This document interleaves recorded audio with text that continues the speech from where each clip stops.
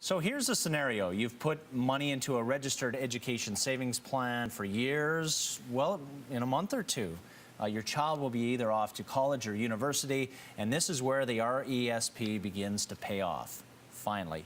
Nathan Giesbrecht with the Investors Group joining us here for the Monday morning edition of Smart Money.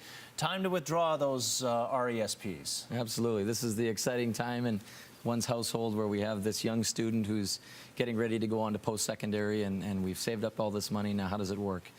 A couple of things to note. Number one, we need documentation. So often clients think that they can just call up their bank or their institution and just start withdrawing all this money. And because there's government proceeds that have been put in there, they've put restrictions on just taking that money out without proof of purchase, if you will. So a good rule of thumb is enroll your students in their post-secondary institution. If you can pay for the tuition and or books on a credit card, that buys you some time between when you pay for it and when your bill comes in.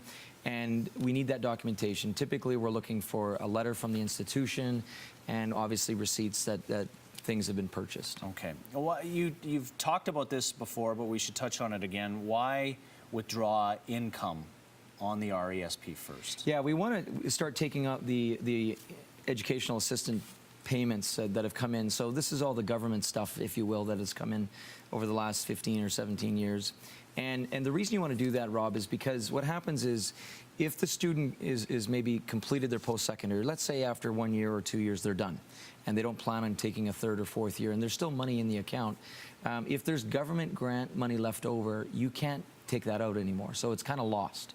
So we want to make sure that we're using up that government money. I often say if you can use it up first, then let's do that. And so now when we take out the government proceeds, it's taxable.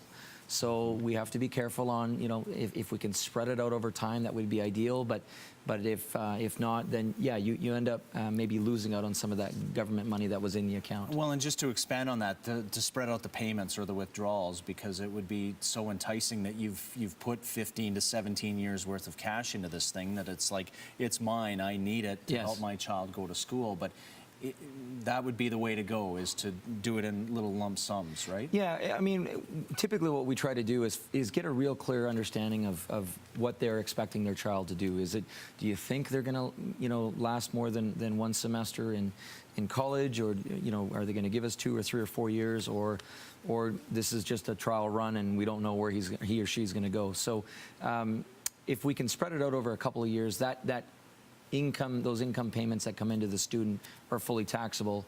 Now, if it's anything less than 11 grand, most students aren't going to have to worry about much. But you know, some of these accounts are getting pretty sizable, and so we want to make sure that we take full advantage of that government money first. Good stuff. Some news you can use before you send your kid off to post-secondary this fall.